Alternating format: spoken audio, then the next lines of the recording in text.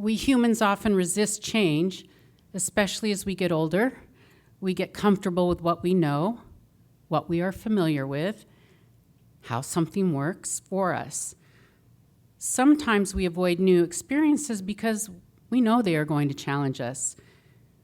We may be venturing into an unknown and have to rely on others, or be prepared to make mistakes and correct them.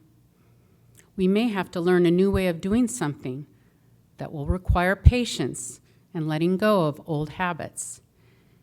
And during these times, if allowed to be, humility can expand us in new ways, helping us to let go of limitations we've put on ourselves. Humility sparks new ideas and helps us see through a clearer lens the world around us.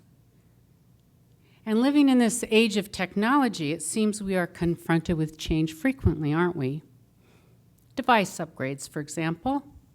How many of us hold on to our mobile phones or our computers or perhaps even our TVs for as long as we possibly can because the resistance of having to learn new features or a new system is daunting to us.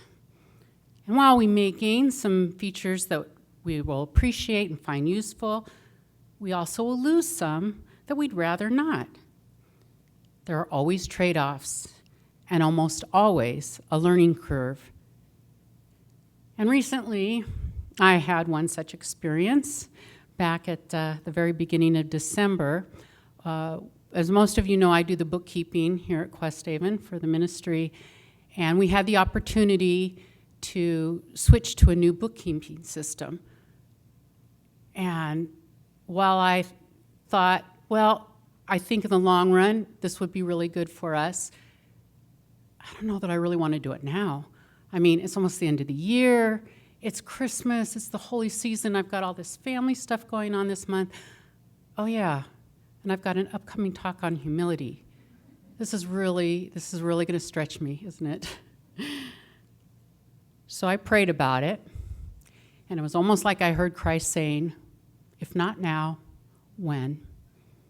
It will never be a good time.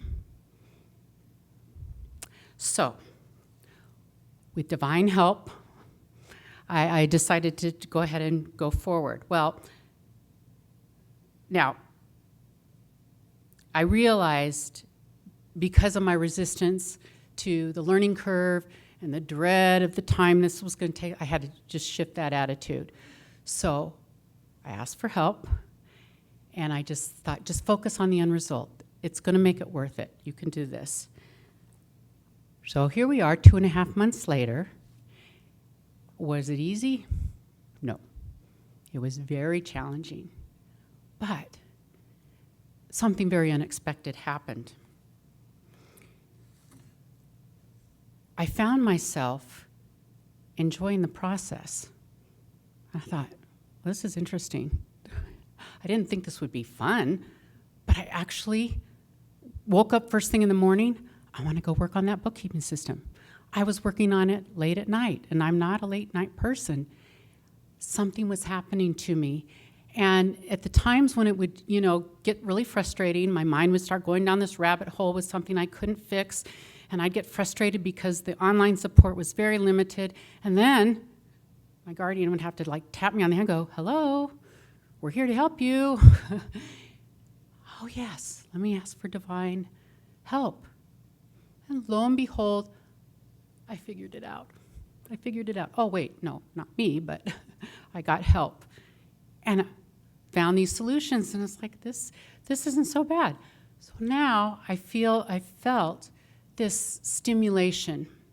And it could have been partly because of the new year and the impetus that comes in at that time, but I'll tell you, I've never been so excited to do bookkeeping in my life.